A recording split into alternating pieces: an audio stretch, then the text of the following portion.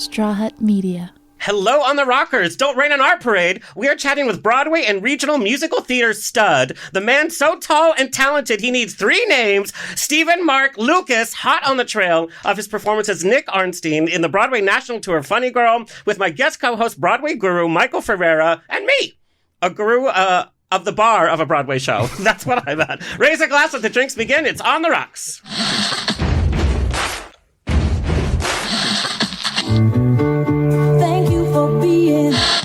Life is a banquet, and most poor suckers are starving to death. I'd like to propose a toast.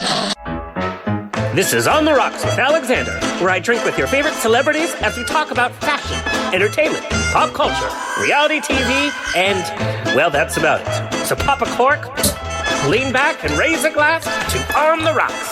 Fasten your seatbelt. It's going to be a bumpy night. Lord have mercy. Buns and bows and pantyhose. On the Rocks podcast, the place where we're too glam to give a damn. Today's libations are brought to you courtesy of House of Love Cocktails, featured around the nation, in your home, at the clubs, and on RuPaul's Drag Race. Get your case of totally natural cocktails, ranging from mocktails from 4% alcohol to 12%. I have the 12%, obviously. Everybody say love. Follow us on Instagram and TikTok at On the Rocks on Air, and on Facebook, On the Rocks Radio Show. Send me an email, book me for a pride, wedding, funeral, quinceañera, bris. I don't care. I'll show up. I'll host. Info at ontherocksradioshow.com. Send us your comments, guest requests, and guest questions. The show's presented by Straw Hut Media. You can watch and or listen to our now over 350 episodes at ontherocksradioshow.com for free. You can watch us on Apple TV, Roku, Amazon Fire TV on the Outlet.tv app, Facebook Watch, streaming with Pride on SVTV, and on Channel 31 on the East Coast. Hello, East Coast. We proudly tape at UBN Go Studios, your one-stop place for podcasting. All right, let's get the show on the road. Returning to On the Rocks, Michael Ferrera. That's the House of Love Cocktails already kicking in. Michael has over 20 years experience working in the LGBTQ plus nonprofit community. Among his accomplishments, he started a youth mentoring organization called LifeWorks that is approaching its 20th anniversary, by the way. As an executive director, he led the efforts to raise almost $5 million to fund an AIDS monument in West Hollywood. He's currently part of a new organization, Out Athlete Fund, that will help support LGBTQ plus elite athletes as they train for collegiate, national, and international competitions while providing a safe and inclusive space for the athletes and fans, to gather and experience those competitions live.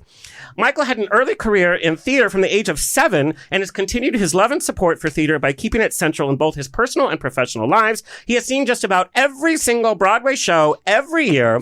He's rubbed elbows and other body parts with numerous personalities from musical theater. Wah, wah. Please welcome Michael Ferrera.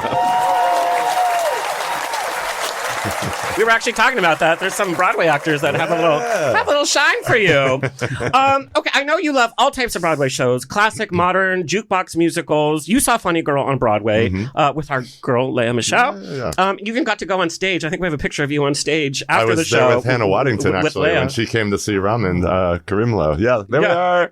There you are. Lea looks so happy. She's like, yeah, I'm happy to be here. No, she was happy.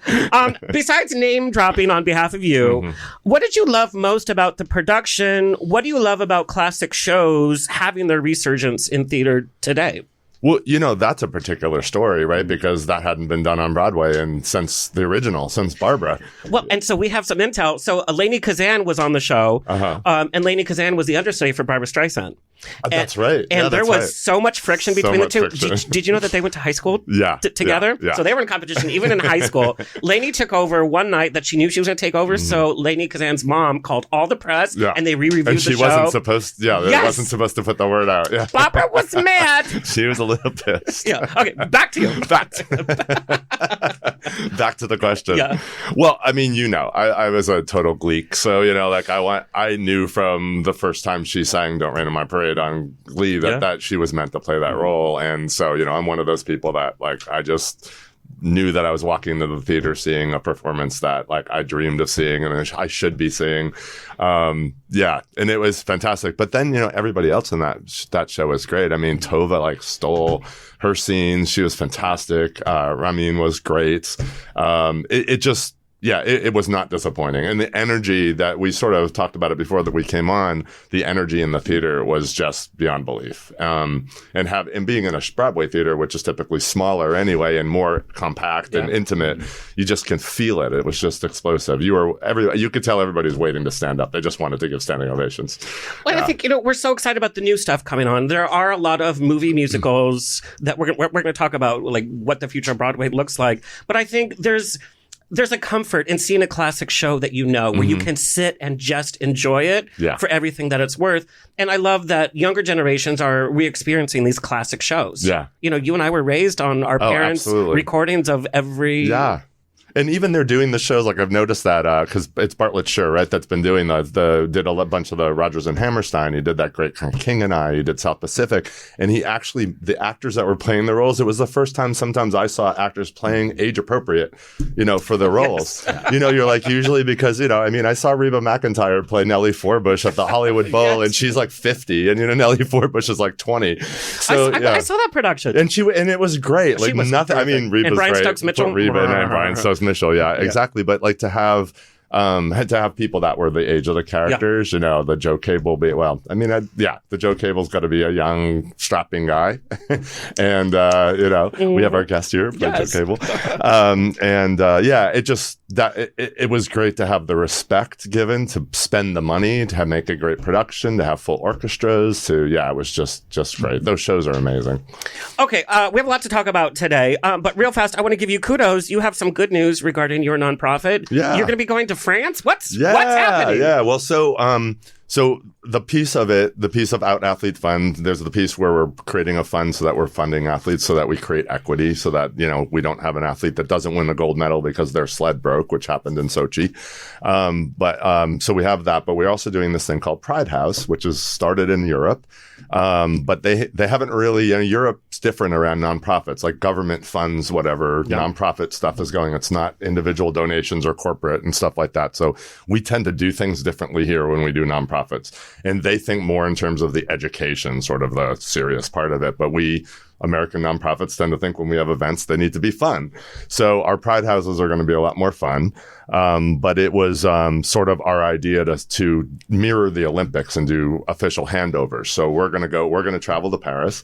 The city of West Hollywood has made official that in 2028 during the LA Olympics, we're going to do a 17-day Pride House event in I'll West be there Hollywood all 17 Park. days. Absolutely. I'll be there 18 days if you have to kick me out. So if you're LGBT or you're an ally, you'll have a place to go for 17 days. You don't have to worry about getting tickets to SoFi Stadium. You'll be able to go to this place and be with your community. That's great. And people like Greg Louganis and Gus Kenworthy and Megan Rapinoe and all of them are on our advisory board. They'll See all me be next there. to Gus. Yeah, there you go, right? Hey, girl. And so the big news is that like Paris, the Pride House France, which is at the Olympics this year, has officially invited us to come and do an official handover. That's just amazing. like the Olympics are handed over to the next city. So we're going with the mayor of West Hollywood, and hopefully our county supervisor, Lindsay Horvath, is going to come too. So that LA is going to Paris to hand over this great thing. And it's a real big step forward, I think, for LGBTQ athletes in sports, and just making sure that we're all just as welcome and we're just as safe and we're just as included as fans as well as athletes in sporting. And, we know most of the world is either involved in sporting or they're frustrated with the people in their lives that are. Yep. So basically this is a great new fight, new avenue for our fight for equality in the world, and full inclusion and respect and all that. And athletes are coming out little by little. Yeah, in we expect to have over genre of 400 sports. out athletes at the LA That's Olympics, amazing. so which will be twice as much as has happened. I can't wait to turn on Grindr. Okay. All right, let's bring on the man of the hour, Stephen Mark Lukas, New York City-based singer and actor. He's performed on Broadway and national tours with symphony orchestras and at the country's premier regional theaters. He's appeared on Broadway as Elder Price in the Book of Mormon, understudying the role of Nick Arnstein in the Broadway revival of Funny Girl, and now touring as Nick in the national Broadway tour, currently in Southern California at the Amundsen, and then to San Francisco, and then to Orange County at the Segerstrom. He's established himself as a leading man at some of the nation's preeminent regional theaters, starring as guest on a revival of Disney's Beauty and the Beast at Paper Mill Playhouse. He's appeared as Curly in several productions of Oklahoma. Look at that pose. Lancelot in Camelot, and I have a funny Camelot story we're going to talk about. Lieutenant Cable in South Pacific. Sky Masterson in Guys and Dolls. Captain Phoebus in Stephen Schwartz, Hunchback of Notre Dame. And Joe Hardy in Goodspeed Opera's House's critically acclaimed revival of Damn Yankees. His television appearances include FBI Most Wanted, Gossip Girl, and Empire Falls. He's appeared as a concert soloist with symphony orchestras nationwide. Let's get a sneak peek at his touring production of Funny Girl. Let's take a look. Direct from Broadway, Funny Girl is musical comedy heaven, featuring celebrated songs like Don't Rain on My Parade and People. This hilarious, brilliant, and stunningly gorgeous production introduces rising star Katarina McCrimmon as Fanny Bryce. Don't miss the theatrical event of the season, Funny Girl. Playing April 2nd through 28th at the Amundsen Theater. Tickets at amundsontheater.org. Please welcome Stephen Mark Lukas. So you're handsome on stage, but like in person, I'm like, hello, gorgeous. So we're going to start at the very beginning. Born in Maine, what I love is that once a year, you and your family would go to New York in November, and you would see like 4 or 5 shows listening to the albums along the way. I love that because that's what you do every year. You go to Broadway. I grew up outside of New Haven, so my parents used to come. We used to go down on the train. Oh yeah, we would do the same thing. So I grew up in Maine, and my parents were not particularly artistic people.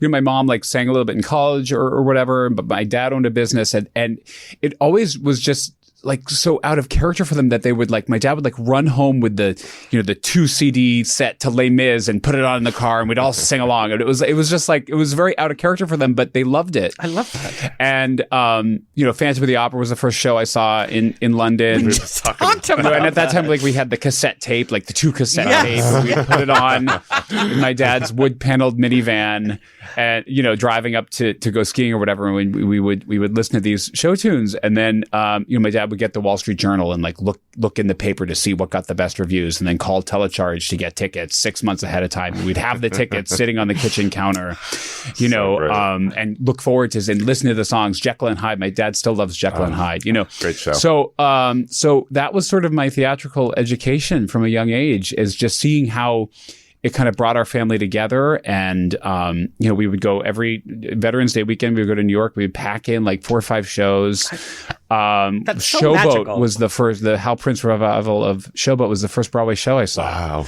What an epic show, by the way, for it to be your first show. And that was a great production, I remember, too. like the overture starting, and they lifted like giant bales of cotton out of the orchestra pit was the first thing you saw.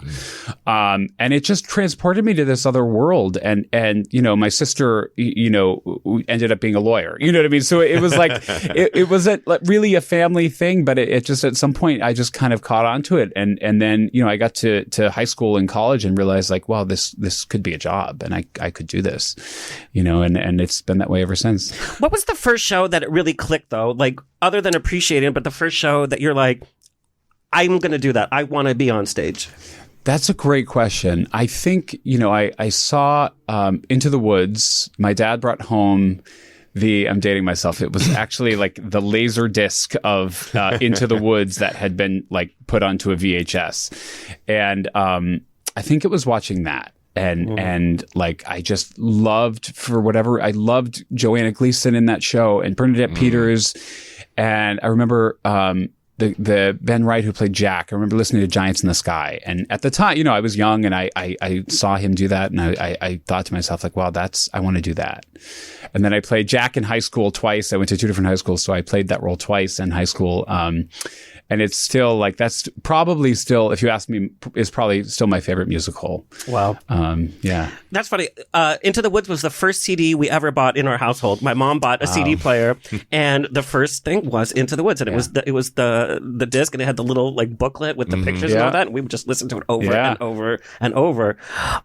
What kind of kid were you growing up? Were you a jock kid? Obviously, you did theater. No, no. My so parents athletic. signed me up for Now I am, but my parents signed me up for soccer. Was the first sport I ever tried to play. That's where you get the legs from. Well, yeah, but I they looked over a certain point in the game, and I was like picking dandelions in the chasing butterflies. And Maybe put me in soccer. And I literally was picking flowers off of the thing about sports was I was interested in other things. So I was I played the trombone. I was I was in choirs, and I did community theater, and I gravitated towards the arts. And my parents never forced me. I mean, my dad never like took me out and made me throw a football because it just wasn't what I wanted to do. So by the time I was interested in playing sports or had enough, was cognizant of the fact that like this is what I should be doing from a social standpoint, I didn't know how to dribble a basketball or I almost said a baseball. But I hadn't done those things. And so I just sort of, I was kind of shy about it. And I just never, and then I got older and I started swimming. I was a big swimmer in high school, started working out and getting more athletic sort of on my own terms. But it was just never something I really wanted to do as a kid, What was that moment where you told your parents, hey, I'm going to be an actor? And were they like... A little bit. So they always said, do it as a hobby, do it as a hobby, do it as a hobby. And then I actually went to boarding school. I went to Phillips Exeter Academy in New Hampshire, which, is sort of like the pipeline to Princeton and Harvard. And my sister went there and she ended up going to Harvard Law. And, it's a great education. And your family must be so proud, by the way. Yeah, right. Can you imagine Thanksgiving at your house? Like, yes. But so I had, they had a great music program at Exeter. And I didn't do a lot of theater there actually, but I sang in all the choirs and I did a lot of music stuff. I had a great voice teacher there. That was where it sort of dawned on me that like, hey, this could be a job. Like you could actually do this as a job. So junior year, senior year, I started getting ready to apply for colleges. And I told my parents, I was like, I want to, apply to conservatories. And they, took a deep breath and I think, wanted me to apply to some liberal arts schools too. So I did that as well. But, I got into NYU, I got into Tisch at NYU, and I think that's when it sort of turned for them and they realized like, oh, he could do this. So he moved to New York when he was 18. That's amazing. That's right. I went in to get an interview right. at NYU and got so scared that I ran away. It's very imposing. Like it is very imposing. And my first night in New York City, I mean, I actually was doing a summer stock production of Grease, and my mom drove me overnight after the show closed to New York, and I got there at like 8 a.m, whatever. My first night in New York, I went to Stonewall because I was like, at 18? Yeah. I'm sure you were very popular. Popular.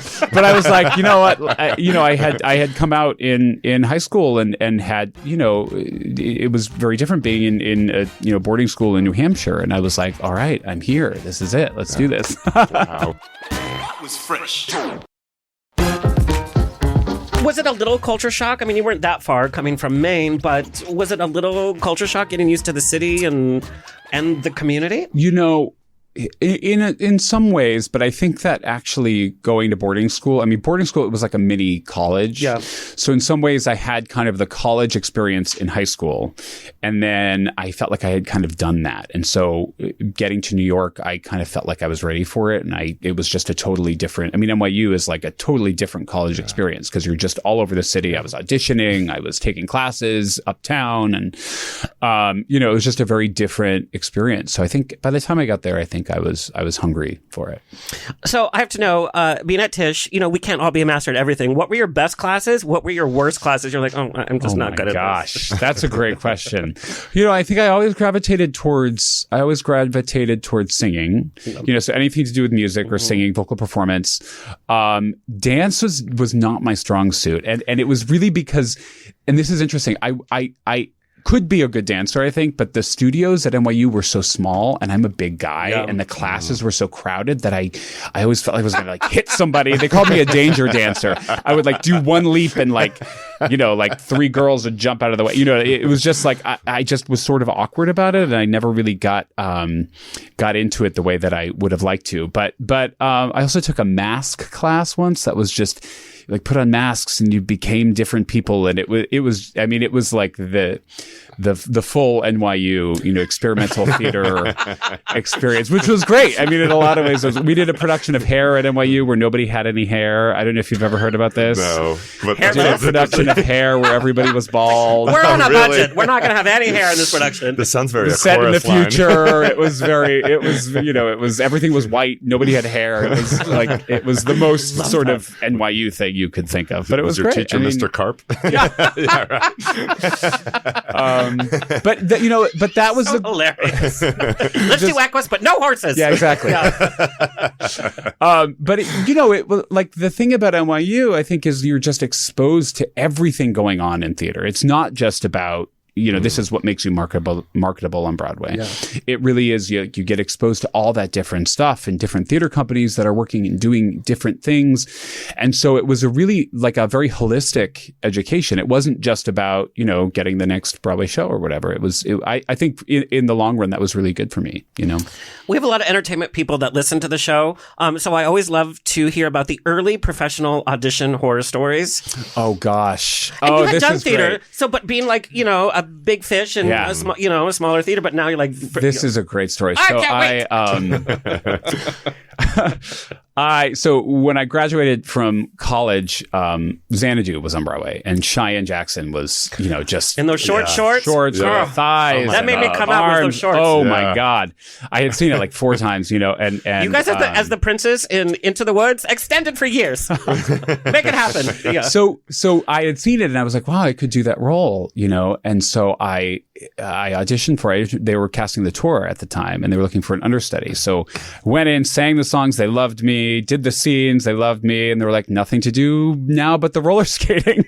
And I had never roller skated before in my life. So I was like, how hard can it be? So I bought a pair of roller skates and roller skated around the roof of my apartment building. Like, this is great. That's such a New York story, by the way. Just some guy rolling. And I looked, there were no, there used to be roller rinks, and there aren't any anymore. No. So I was looking around, can somebody teach me? I don't know what to do. So I was like, I'll just, whatever, put on the roller skates. And it was as much as I think at one point, I skated into the table where the director was sitting. And I got up and I was Xanadu great. 3D. Yeah. And so I was like, great, do you need to say anything else? And they're like, no, Stephen, you've done enough. Thank you. There you go. Thank you. Now, when you first got into the professional world, and we're not talking so long ago, and we've come so far in terms of LGBTQ representation, but when you first got into the business, it was this kind of, you don't talk about your sexuality. Yep. How are you dealing with that kind of coming into your own as a young man, but also the conversations you were having with your agent and kind of, playing the part of being a leading man, because gay men were just not leading men. They just were not. I mean, you sort of had to go back in the way. Well, it's really interesting. So Cheyenne Jackson really was the when I first met with my agent. So this is a great story. But my senior year of college, I auditioned for Glee, actually, when they were trying to cast the pilot. And I auditioned for it in New York. And had never auditioned for a TV show before. And I got a call from Jim Carnahan, who actually cast Funny Girl, the next day and said, they were flying you out to LA. You're going to test for Fox for Glee. And so I met with an agent at the time and did the whole thing. Came out here, did studio tests, network tests, the whole 9 yards. And Corey Monteith got the job, and I went back to New York. But that was my first big professional experience. I had a conversation with my agent after the fact, and he said, he said to me, we want you to be proud, but not so proud you don't book the job. And that was kind of a little warning. And he said, and I said, well, I really admire Cheyenne Jackson because he was really at the time the only out leading man that I knew or knew of. And he said, yeah, but Cheyenne Jackson isn't a movie star. And that just cut me to the quick. And I just remember feeling like, oh my God, what am I doing? Am I wasting my time doing this if I'm not going to be able to be myself, And there were, I have feedback. I have emails from casting directors going way back saying like, oh, Stephen needs to butch it up and whatever. And it was never, but this is the thing though, it was never about my work. It was never about what I was doing in the scenes. It was never about my relationship with the leading lady. It was never about a kiss. It was, the work was always solid. And I knew that. It was about how I walk into the room or how I talk to the casting director when I see them on the street. And that just always felt so unfair to me because you're not asking that of anybody else, 100%. Right? You're not asking that of your straight actors. You're not asking them to play, if an actor is playing, I don't know, Macbeth, you're not asking them to be Macbeth when you see them on the street. But you're asking me that I have to be Joe Cable when you run into me at Ripley Greer. I have to be, Nick Arnstein when I walk into the room if I'm not doing the scene. That's not fair. Yeah. And it created a lot of self-consciousness in me, and so thankfully the business has changed a lot, and now, the cast of Funny Girl is very young, and I'm happy to report that Gen Z does not have that. They're like, this is me. And if you don't like it, fuck you. So it that is refreshing. And now and again, people give you, sometimes it's directors who give you notes or whatever, and you sense there's a little bit of that still from producers and directors. But at the end of the day, you know what? I'm an actor, and if you don't like my work, you don't have to cast me. But don't tell me how I have to behave, when I'm not on stage. Like that was the thing for me always growing up. Well, and how does that play with your psyche? Because you've played Lancelot, you've played Gaston, and these are like uber masculine. Yeah. And so as an actor, but also with your own, like having to like, I mean, it's literally being so self-conscious about every move you make on stage. And I will tell you, the audience loved you at opening night at the Amundsen. Like, absolutely loved you. I've never seen an audience respond to a performance at the Amundsen in my whole life. Yeah. Like they did. Yeah. But we had the gays, and they're like, oh my God, he's so passable. And it's like, what does that mean? Well, and it's such an ugly term. This is the thing, is I'm an actor. And if I was going to play, I'm playing a man from the early 20th century, who grew up in the 1880s and 1890s. Masculinity has taken different forms. And he's a casino man too. And this is, you want to know how I think of it? It's all drag. I mean, it is drag, right? There are behaviors. Exactly. No, there are behaviors.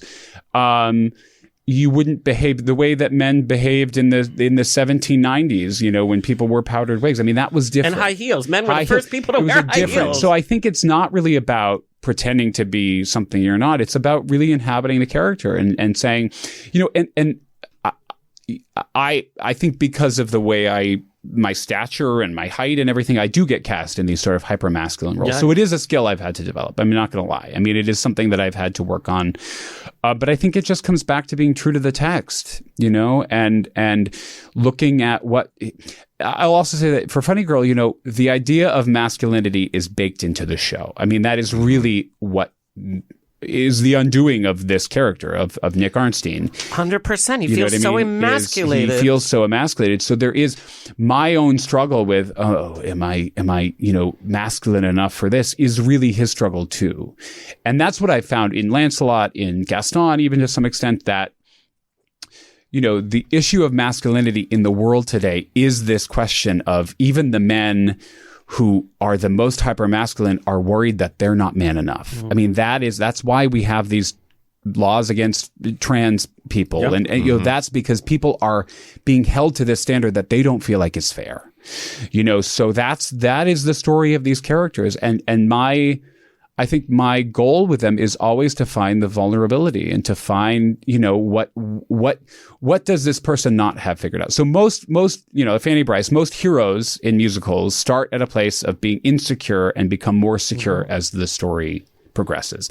My characters are always the inverse of that. I don't really play heroes. I play a lot of villains. I play people who, are sort of tragic heroes who start at a certain place where they have everything figured out, and then they get kind of unveiled as the show goes on. Exactly right. That's Lancelot. That's Gaston. I mean, that really exactly. Is. It's actually so much more interesting. I think there's something in that about, one of my very first classes I took with a casting director. We were working on material from Les Mis, and she's the casting director for Les Mis, Mary Sugarman, and she, I was working on the Marius material.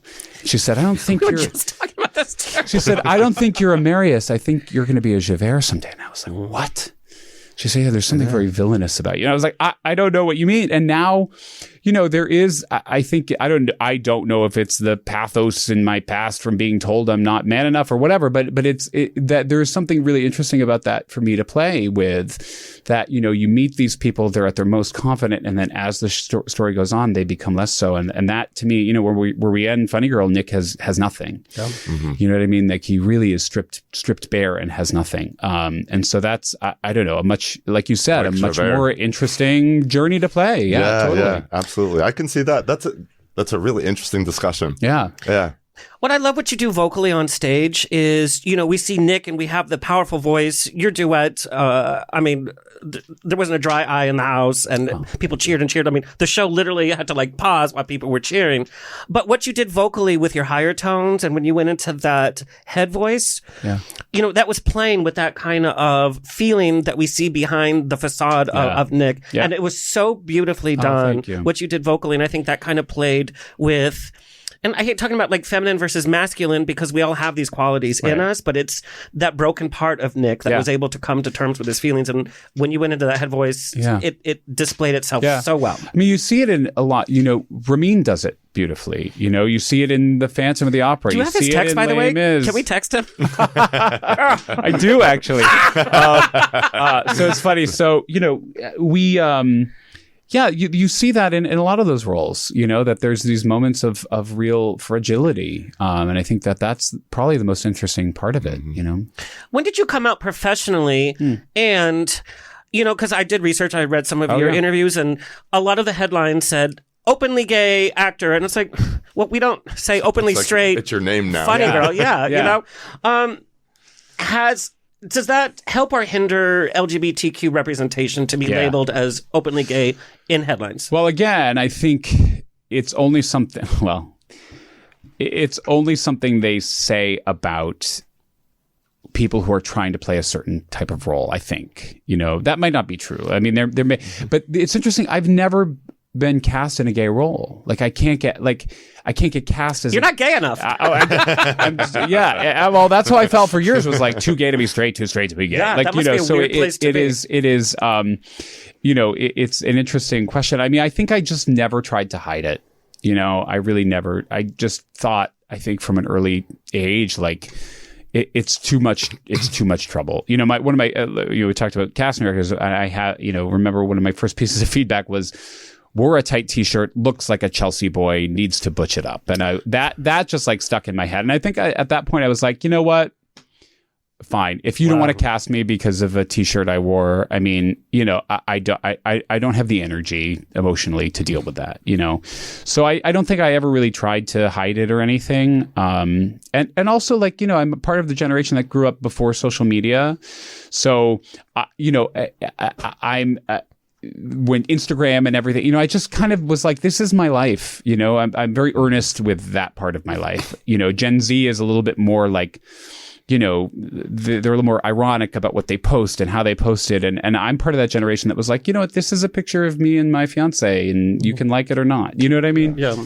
And I think authenticity is rewarded, especially in the arts. I mean, I think in the end, audiences are looking for that. And this whole game that's being played behind the scenes with you and other actors is taking you away from what actually your job is. Your job is to make those moments truthful. 100%. Yeah, and I understudied Andrew Reynolds too in Book of Mormon, and he was another person that was just so authentic, and that performance was so just the epitome of comedic brilliance, and it was just so him. And actually playing Elder Price, was a chance. That's probably the most authentic I felt on stage, because there wasn't this veneer of he has to be hyper masculine. I mean, he's a 19-year-old Mormon missionary. You know what I mean? That's, we've all had our experience with Mormon missionaries. I mean, we have. Knock, knock. Come on in. But it just felt so authentically me. And it still has that sort of journey of he really starts in this place of being the perfect Mormon. And then by the end, he's lost it all. And then he finds this place of sort of catharsis. And so, I think the idea of what it means to be a leading man, the idea of what it means to play these roles has really changed a lot. you know? Yeah. So I want to talk about Book of Mormon because we know your resume is full of classic shows. Yeah. You know, that just is part. Book of Mormon is probably the most modern show I think that you've done. Yeah. In fact, we have your pictures. Oh, yeah. Right there. That was fresh. Do you like being in the classic theater genre? Are those the musicals that you're listening to in your free time? Yeah. Do you want to break out of that and get into more modern pieces? It's an interesting question. I mean, I think it depends. I've tried to do pop rock. I mean, I can sing it. You know, I can sing anything. I can sing. I've had great training. I've had great teachers. I can sing legit operetta. I can sing pop rock. It's just that you know, the true pop rock stuff, like there are people who do that really well, and I'm not one of them. You know what I mean? And what I do really well is Funny Girl. I mean, honestly, what I do really well is the classic, you know, stuff. But, you know, there are composers who are more contemporary, who are writing in that style. So people like Jason Robert Brown and Adam Gettle, you know, Janine Tesori to some extent. So that's the world I kind of like to live in, just the theatricality of it and sort of based on the more classical sound. It's just what my ear gravitates towards. And, you know, and so... Mormon is interesting because it is contemporary, but in some ways it really is like almost the template of like a Rodgers and Hammerstein musical. You know, the beginning of I Believe tongue in cheek is The Sound of Music. I mean, you know, so there's those guys come from musical theater too. Exactly, so, and they love musicals. Yeah. And they, you know, it is built around the idea of a big old-fashioned musical. Mm-hmm. You know, there's nothing cynical about it. I mean, it really is just very earnest in its presentation. And I think, you know, that's the thing about Funny Girl too, is I remember walking in to the first day of rehearsal and David Zinn had the model for the set. And it was this big red old-fashioned trompe l'oeil drape, which we have in our production. I remember thinking like, oh, thank God, we're just going to do a musical. Like, we're not trying to be smart. We're not trying to outsmart the fact that you see it now, like all these Hollywood musicals are coming out and they advertise them not as musicals to like trick people into seeing a musical, which is great because listen, I want more people seeing musicals. So whatever works. But you know, I remember it seeing like the lights are on the proscenium and I was like, oh, thank God, we're just going to do a musical and not apologize for it, you know? And that, I think there's real power in that. And I think that's why our show has been so successful. And there are other revivals too. You know, Music Man on Broadway did great with Hugh Jackman. That just popped into my head when you said that. Yeah, a lot of Scott Rudin's shows that he did. You know, Hello Dolly was great with Bette Midler. And like you said, the Bartlett Chair shows have been, you know, so successful at Lincoln Center. And I think that people do want to see a real musical, you know, an old-fashioned big Broadway show. And I think that there's real power in that, you know? 100%. And like, how tumultuous is our time? You know, ever since COVID, we haven't recovered. You know, economy is everywhere. Politics is everywhere. It's so nice to return home and be in a safe space where you know the music and it just makes you feel good. And I think that's why the audience responded so well at the Almonds. And it's like everybody felt unified at that moment. Well, I mean, where did musical theater start? It started with Oklahoma, right? In 1943. Yeah. What was happening? Shirley Jones did the show, by the way. Really? Yes, she did. Amazing. Oh my God, amazing. But that was World War II. I mean, that's what people, that was what that was about. It was about escapism. It was about getting people in touch with an idea of community and, you know, allowing that to sort of strengthen the bonds of community in the country. And that's what that show did. And I think that's what we can still do if people will give us the resources and give us the time and give us the exposure to audiences that want that, you know? And those shows actually, like, I think people that don't know them don't appreciate that, especially the Rodgers and Hammerstein. Every single one of them took on things in society that were, you know, that were mores, you know, like South Pacific being one of my favorite because I got to play Emil the Beck, like, that talk about racism in that show is very sophisticated and it's not like light. It's not and on South the Pacific surface. is probably my favorite show in terms of writing and construction. I mean, I've played Joe Cable twice. And I just found it absolutely heartbreaking, you know, both times to really, best you know, song in the show, and the last time I did it, yeah. I did a production down in Florida and Gordon Greenberg directed it. And, you know, he started the rehearsal process by just saying, you know, think of these people being as far away from home as you can possibly get and being totally alone on this island. And that just illuminated it in a whole nother way that there's this guy from Philadelphia. he's probably hasn't met anybody who looks like Leah, and he's thinking of taking her back home to America, where there is this intent. I mean, the propaganda that, what I mean? Like, it's really, if you think about it, like, it's heartbreaking, and so I think we owe it to these shows, if we're going to do them with a sense of earnestness and respect.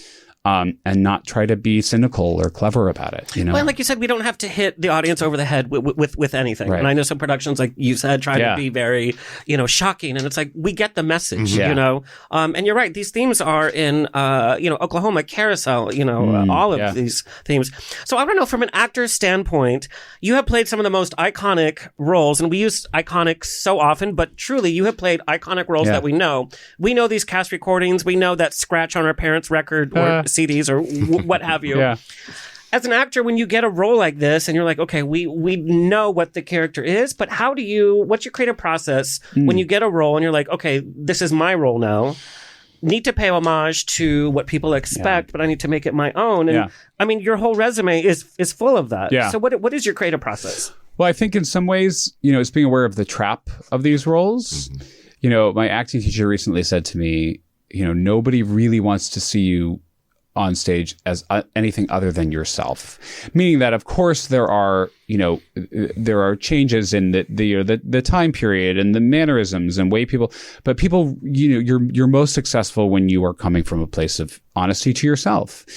So I think I always start with, it's like the acting 101 thing in college, where it's how am I like this character and how am I different from them? What are the similarities? And I find a lot in common with the characters that I play. So I think it's really starting with the similarities and then looking at, okay, well, what are the moments in this that I really have to honor? What makes sense from and usually it's in the text. You know what I mean?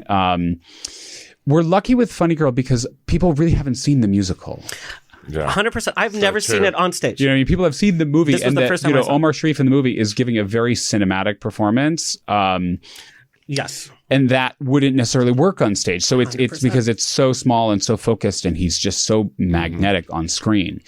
To carry a 2 hour and 40-minute musical requires a different thing. You know what I mean? You've got to do something different. So I think it's also looking at that and addressing the moments that are iconic, whether there's songs, whether, I think like You Are Woman, I Am Man is an interesting moment in our show. And to see Nick dance, by the way, I was like, oh, he's dancing now? Exactly but it right. made sense. Yeah. I mean, so temporary arrangement was added back in, and originally, Nick really wasn't a singing role. 100%. And so then, of course, And then you come and sing like the way you did. It's like, and then- holy shit. Well, so they cast Ramin, and then Ramin just took everything up to the stratosphere in rehearsal, and they were like, all right, I guess that's what we're doing now. And me and the other understudies were like, okay, all right. But it's been great. And honoring sort of the jazz roots of this score, I think has been something that we've really had fun with.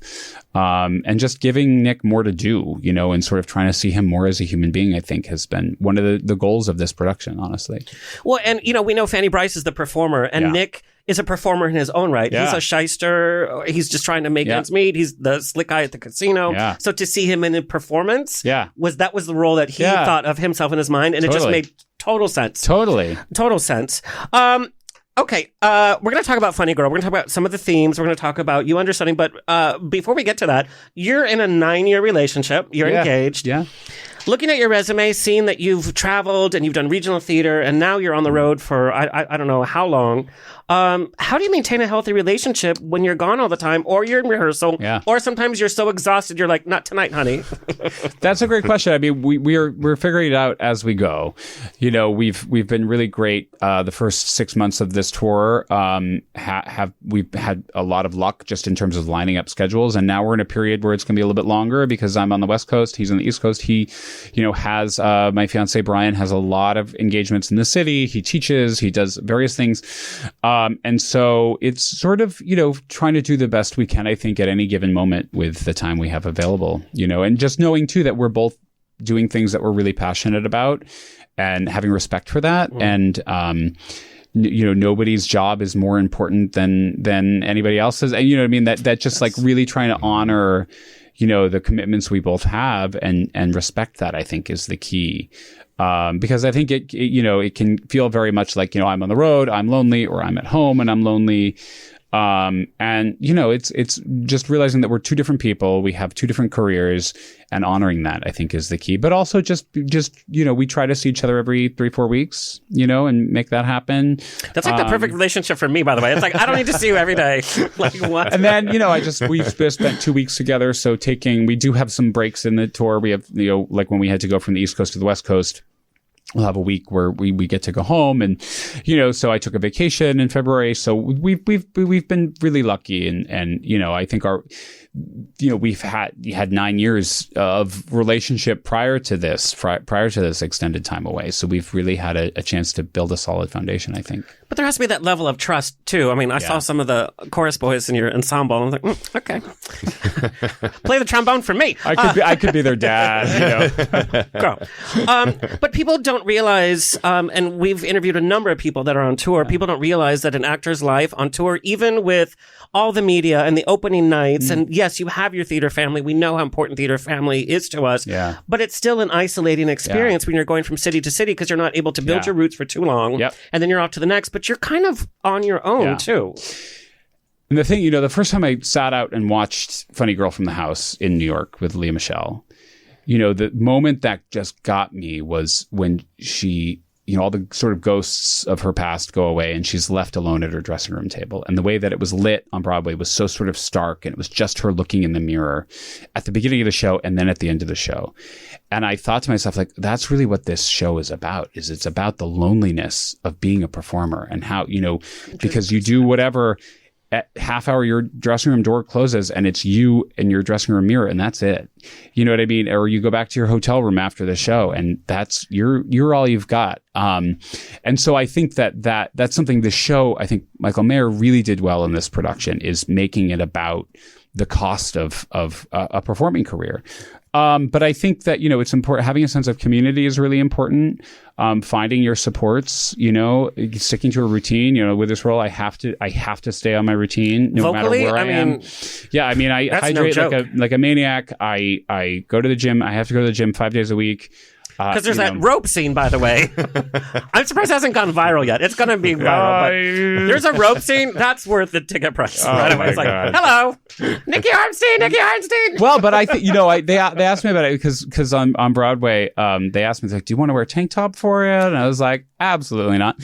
Well, because I think that two things. I think that Fanny and Nick's relationship is there's a lot of lust there. You know what I mean?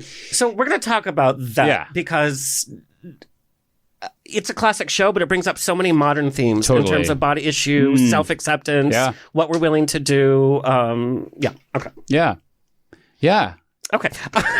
Go for it. But I want to start of you coming to the role. So you understudied on Broadway, and we know an understudy's life, it must be the most nightmarish life in the world, because you never know, like, and you're like, did I forget that? Did I learn that? Yeah. What was your rehearsal process like as an understudy? And do you remember the first night you had to go on? So it was interesting. So I was the understudy. So there's a standby and an understudy. And the way that things sort of broke down with COVID, I auditioned for the standby. And they called me and they said, the standby now has to cover Keeney and Ziegfeld. So we think you're a little too young. Will you come in for the onstage understudy and be in an ensemble? And I, as we talked about, dancing is not my strong suit. Could have fooled me. Knew I couldn't tap. I knew there was a tap dancing. I was like, okay. So I showed up for a dance call, did a little bit of temporary arrangement, and then I, found out I had the job. But 2 weeks later, I got a call saying, will you come for your tap shoe fitting? And I was like, oh my God. I went home and said, Brian, you have to teach me how to tap dance. So I was on YouTube, like, trying to figure out how to shuffle step. Thank God I got it's like those roller skate days. Exactly. It brought up, I was like, they're going to fire me on the first day. So I got there the first day, and Michael Mayer was like, oh, this is Stephen. He's your non-tap dancer. And I was like, oh, thank God. But I had never been in an ensemble before, so that was a new experience. And, Book of Mormon, I was a standby, so I had that experience of, like, just focusing on one role, just doing that, getting ready to go on. And kind of knowing, usually having advance notice, to being an understudy, which was, having to learn my ensemble track in the show, while also, I covered the tenor, the Ziegfeld tenor. And then also covering Nick. So trying to learn Nick while I'm learning my ensemble track. And of course it was COVID. We were all masked. We were testing every day. It was crazy. So nobody knew when they would have to go on, maybe for 10 days. Ramin got COVID very quickly, and the Stand By Jeremiah was on for 10 days. So I had to be ready then. And you know what I mean? So it was sort of, build the plane while you're flying it kind of thing. And I actually didn't go on for quite a bit. The way that things kind of break down with standbys and understudies and everything. But about a year. That has to be frustrating too, by the way. It's like, well, I think it's important to realize, everybody has a different job. You know what I mean? Like an understudy's job is different than a standby's job, is different than the principal performer. Everybody has their job. And I had such a great time in the production. I had such a great time with the cast and being an ensemble, which I had never done. I had never I'd always been in sort of my own dressing room by myself, and being in a room with our ensemble was a new experience for me, and that was so much fun. But about a year into the run, they came to me, so they said, we want to give you some dates, and so I did the whole thing, got ready, you have understudy rehearsal once a week. So I had been working on it for a year, so I had the benefit of time. Once a week for such a big show scares me. That terrifies. Yeah. And for a huge role too, you know what I mean? But, I am a workhorse. I work on everything on my own. I can't just go on stage and wing it. I really, like, if they give me a note, I'll go back to my room and rehearse it 6 times before I have to do it. I mean, I just can't, I'm not an impromptu type of performer. I really have to rehearse things. So I did a lot of work on my own. I would rent a studio whenever I could and run through temporary arrangement, because that song is a beast trying to dance it and then sing that huge, amazing high ending. So I would run that, probably 3-4 times a week, even when I wasn't going on, just to try to keep the stamina up. And so it was a lot of work on my own. And that I think is, that's the key in this business, is like people aren't necessarily going to give you all the resources you need. You have to kind of take initiative and do it for yourself. And so I did. So I went on the first time. They gave me a weekend. So I went on with Julie Benko the first time, who was just such an incredible artist and actress in the role, and brought something to it that I think was so special and so detail oriented, and did my first sort of weekend with her, and it was like all the work that I had done for that year leading up to it really paid off, and I was really proud of that. Of course, the first 2-3 times doing it was like a total out of body experience. I was like, I know my body's doing it, I don't know how. You know what I mean?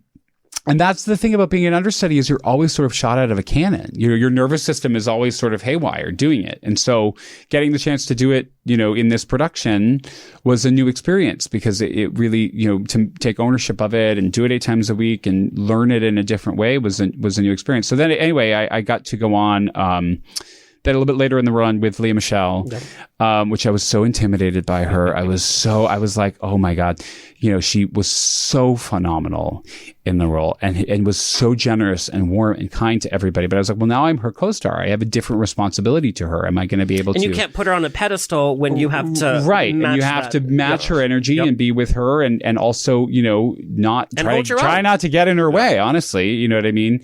And so, I was so anxious, and she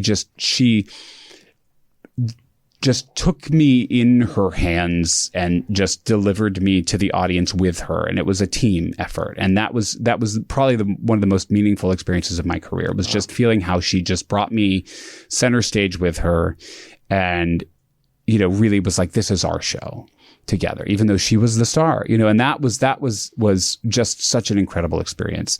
And then Ramin left last summer, left to do a production of Phantom of the Opera in Italy, and I got to do the role for 3.5 weeks while he was gone. And so that, as an understudy, it's like you don't get better than that. You know what I mean? Like, really. So a lot of it was luck, honestly, in terms of timing and different things having to pan out, different covers and different understudies and everything.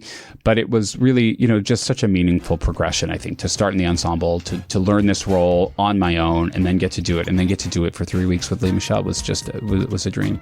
That was fresh. I want to know how your interpretation of Nick changed the most from going from understudy to now, literally now learning the role and performing it how many times a week. How has the character changed for you? I think it's been informed a lot by the different audiences, honestly, that you know, the New York audience was so on board with Funny Girl, you know, like they are here, you know. It's crazy. And you were in the New York audience, and you felt that. Yeah, and you know, from our first preview in April of 2022, I have never heard, and including Book of Mormon, which was a riot and shook the house with laughter every night. I have never heard responses like I did to this show. I mean, people, the thing about this show is it's not just a show, it's a theatrical event, because people know Barbra Streisand, they know the songs, they know the show, but they haven't seen a first class production of it, most likely. And so it's an event for them to come see this show. It's not just another show. And so that was very clear. So I think doing it on the road, you know, I had to learn, you know, something Ramin said to me very early on was he said, you know, it's her show. And you look the best when you are just totally absorbed in her and allow her. And it was very clear in the staging too, from early on, Michael Mayer saying, you know, you're the sort of the tent pole that sort of stands still and keeps and she's sort of, you know, revolves around you. And that was an interesting way to think of it, that, you know, you have to kind of hold the center and let her do her, you know, crazy, you know, Fanny Brice thing. And sort of keep everything grounded. I mean, that's really your job in the show. And so that was it. That was probably where the biggest difference was, just really trying to find that grounding and the rooting, and just remain, you know, as truthful as possible. And not get too sidetracked by, like you said, like the iconic moments, you know, just really trying to stay truthful with it. And then I think for me too, you know, diving into the humor of it was something that was really fun with Katerina, and Hannah Shakeman too plays the role, you know, that certain performances, like really trying to make it genuinely funny, you know. And the humor glues it all together. The humor is what makes Act 2 work. Because if the humor just, the audience is just so into it. Otherwise, it's just people and Don't Rain on My Parade. I mean, yes, you have 100%. There has to be something else to the show, and I think that's what was wonderful about it. Is that I didn't feel like I was just sitting there waiting for the iconic songs to come. I actually enjoyed every minute of it. And from my standpoint, never seeing the stage show, having seen the movie a couple of times, but I know people, and I know Don't Rain on My Parade. It was a whole new experience, and I was there for every minute of it. But we need to talk about the character Nick. Such a difficult character, because he's the villain, but he's not the villain. Right. And then people say, oh, well, you know, the character of Fanny Brice, you know, it's a misogynistic piece because she's called ugly for almost the whole time. And she still never gets that confidence. Right. And Nick doesn't give it to her either. Right. How do you approach a character like this? And is he the villain of the show? Well, I think you have to look at the world that they're operating in, you know. So I do get frustrated when people say, you know, he's the villain, or it's such a dated piece, or the gender dynamics are, yes, they're not. It's dangerous, especially in today's current climate. And they are not what we would like them to be today. But I think you can't do a musical written in 1964 and hold it by our standards today. You just can't. I mean, you have to acknowledge that the world has changed. People don't do that to Shakespeare. They don't do that to opera. They don't do that to ballet. They do it to musicals because it's a young art form. So they expect a musical to be written today, even though it was written 60 years ago, and that's not fair. So I think the question is this a story of a real person? Yes. Are these gender dynamics that existed at the time? Yes. Do they still exist today? I mean, I don't think that it's so far off of today. You know, I think that a man feeling emasculated because his wife is more successful it feels gross to talk about, but that is a real thing that happens to people. It's like in Carousel, you know, people say, oh, we shouldn't do Carousel because he hits his wife, and she I loves him for it. The question is that right? Of course it's not right. Of course we're not endorsing that. Is this something that has happened to women over millennia? Yes. Is this a dynamic that has existed for hundreds of years? Yes. The story of the show is that she overcomes it. I think that's what people miss when they talk about this. The story of the show is that she realizes that she doesn't need a man to tell her she's beautiful, that she has this other thing, which is the theater.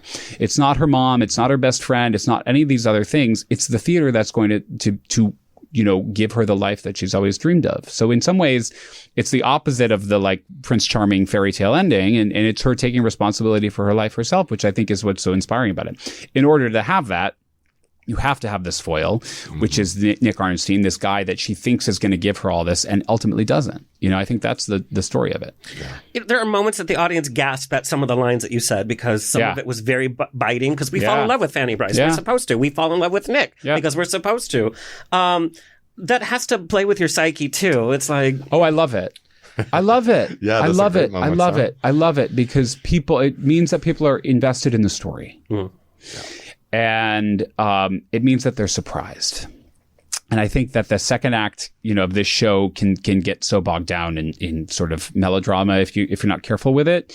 And so I think that those moments are so authentic to who these characters are, and they're so authentic to the journey that they're on. And it's also kind of unlike anything else I've ever seen in a musical, and again, getting back to like people haven't really seen Funny Girl. They have a general idea of it, but they haven't really seen it. And they haven't seen Nick sing so much as well. And I think that those moments are very authentic to what the character is going through. And people love to talk about, how the character of Nick is problematic. And again, I'd say like, this is a real marriage we're seeing. You know what I mean? These people were married. Obviously it's fictionalized. Obviously these characters are polished, to an extent that they weren't in real life. But this is a dynamic I think that, is truthful to some certain part of what their story was. And so I think that's important. Sorry. I wonder if it's not a part of our social media world. You brought that up. You made mention of it earlier that people don't have as many like intimate conversations with each other. They don't deal with issues in a deep way a lot of the time. And then when they're in a theater and you're there, it's real. It's not a movie. It's not social media. And somebody's speaking those words. I do think that I think that's exciting. It is exciting. Yeah. It is exciting. And honestly, there are, again, different audiences interpret the show very differently. And there are places where I can tell I am the villain and they just don't like me. And I'm like, great, I've done my job then. If that's how you're going to interpret this story, I have found that, part of the responsibility of this character is to have a sort of a contract with the audience from the beginning that, there's a little bit of danger here. There's a little bit of danger with this person, but also to make him a real human being so they care about you. Mm-hmm. You know what I mean? And those, like you said, those moments in the second act, when I hear those gasps, it means they're on board because they care. They care about both people. Yeah. They care about Fanny and they care about Nick. Yeah, exactly. And that is, I think that's a good sign, Well, and Fanny's not without her faults too. She's a terrible daughter. She's not the best wife, you know what I mean? But she's a great on stage. Yeah. But it's also, how many relationships have we been in that just are not right, but we try so hard to make it work because of our own insecurities. Yeah. I need this person so I feel valued. Yeah. And no. Yeah. You have more value being strong on your own rather than putting up with and that's all ultimately this. What makes, not to spoiler alert, not to give away the ending, but what makes they all die in the end. Yeah. They go on Titanic and never come back. Total bloodbath. No. Can you imagine? No, but no, the ending is so poignant because they do love each other. It's not a case of them not loving each other. It's a case of two people with different 100%. Different ambitions. There's a line right before People where she says you could get lonely being so free, and I say you could get lonely being so busy, and they're both lonely for different reasons, and they try to make this thing work, and they love each other, and they just can't. And that is, again, we've all had relationships like that, and I think that's what really touches people about the show, and why the ending is so cathartic to have her sort of rise from the ashes. Do you think Nick ever comes back? I don't. God, I mean, that's chilling. I mean, he's a funny father lady on stage. That's why what really gets me in the final scene when she says, your daughter is like a young lady, and he knows he's probably never going to see his kid again. I mean, that's the story I've concocted in my head. And in real life, I think it was probably more complicated. But Fanny does say in her memoirs that Nick was the love of her life, and also that she never knew when he was telling the truth and when he was lying to her, which I find fascinating. I think of him sometimes like Catch Me If You Can. You know what I mean? Like this guy that is just so good at pulling off a con that I don't think he knows when he's lying. He conned himself. Right, exactly. Yeah. I don't think he knows when he's being honest and when he's lying, Which is chilling because every time he says, you're beautiful, you're it's like, well, Yeah. He's sort of so in the moment because he doesn't really know. Yeah, he doesn't really have a grasp of completely. I mean, and I think he does think she's beautiful, and he does, he's had gorgeous women, he's had anything his heart desires, And she's the first one, I think, that really challenges him and gives him something else. And she's intelligent and she's funny and she's warm and she's all these things that the first scene I come on with these two beautiful women, and it's something different. And I think that that's what ultimately binds them together. I love when she said, I think they've eaten for... Yeah, they look hungry, yeah. Something that we've been talking about in the last decade, finally, is mental health with actors. Yeah. Before actors were like, I'm presentational, and what you see on social media or in the interviews, what you have to go through vocally and even emotionally, at the end, like, how you take that home. But obviously, physically, you're keeping it up. Obviously, vocally, you're keeping it up. But how mentally do you take care of yourself on the road? So that's a great question. I mean, I think, for me, sleep has always been a challenge, in being in different hotel rooms and different, you have that performance energy and too. You have that performance energy. So really taking control, that's been a big journey for me, has been really taking responsibility for my sleep, trying to limit screen time, trying to do all the things that everybody knows you should do and we never do. I have to do them because otherwise I don't sleep, and so sleep has been a big one. Letting myself, stay close to like my voice teacher and people who, asking for help when I need it and really reaching out and saying like, hey, this isn't working. Can you help me? That's a new experience for me. And when I was a younger performer, I couldn't do that. Because we're taught like on your own, like. And Book of Mormon was a really hard sing. I mean, that score is really hard to sing, and I wasn't at a point yet where I took ownership of that responsibility, and I could ask for help. I thought I had to have it all figured out. You know what I mean? And instead of saying like, hey, can we try this? Can we, so that has been a big one. Is just knowing myself as a performer better, what I need, and asking for it has been a big part of this journey. And then meditation is huge for me. I really try to like at a certain point, like turn off the politics, turn off, the like political podcasts and put on like Dharma talks, because that just for me, like, I think part of it is like their voices are so soothing when they, and just really trying to get meditation in every day is really important for me too. And just having a routine to exercise is so important for me. It really, if I go 3-4 days without exercise, which sometimes happens because you're on the road and there's not a good gym you can go to, or you're exhausted, so really trying to just move and get exercise, get endorphins going, This has been such a joy, by the way. And what I love is like behind the scenes. This is what we see on stage. So it's been such a joy. What's your message to your fans? I'd say, I guess it's that, if you really believe in yourself and you really think that you have a skill set, then don't get waylaid by the people telling you have to be anything other than what you are, show up authentically and see what happens. It's not going to be what you think will happen, but if you show up authentically, something will happen. And that is more exciting, I think, than the sort of predetermined outcome that a lot of us want when we start out. So I'd say, show up authentically, own that, take responsibility for it, and, see what happens. Which is kind of the message of a Funny Girl. Make it your own. It's totally. going to work out. Totally. Okay, Funny Girl, tour dates, go to funnygirlonbroadway.com. It runs in Southern California at the Amundsen until April 28th. Then it goes to San Francisco. Then it's back in SoCal at the Segerstrom Center for the Arts from May 28th to June 9th. What has been your favorite city so far? LA, baby. Did you just say that just to be nice? I mean, you say that to all the girls. No, I was so excited. I love LA. I love coming out here. I've come out here, a few different times for work things over my career. And every time I come out, I feel like the energy matches my energy really well. And I just love it. So this is by far my favorite city. The audiences here have been phenomenal. Thank you so much. Please keep coming. One interesting one, Des Moines. We were in Des Moines a few weeks ago and I was like, oh my God, what am I doing here? Yeah. And it was a great town. It was really, I found all these cute little coffee shops and bookstores and, I had a great time there. So, I'm constantly surprised by the communities we get to do the show for and how they respond to it. And, it's really, it's exciting. Where can people find and follow you? At SM Lukas on Instagram. You don't post that much, by the way. I know. I'm lazy about it, but I do a lot. 2022. I know. Hello. I do a lot in my stories. I'm gonna get better. I'm trying to get better at it. Yeah. At SM Lukas on Instagram. That's the best way to get in touch with me. Yeah. Absolutely. Thank you so much. This is amazing. Thank you so much. I'm happy to be here. It really was a pleasure. Yeah. Congratulations. Thank you. Yeah. Thank you so much. Where can we find and follow you? Me, Michael.Ferrera on Instagram. That's pretty much it. Yeah. Or Grindr. Or Grindr. What a fun episode. Go see Funny Girl if it comes to a city near you. If not, travel to go see it. Really, really great show and a very special theater experience. What a great cast.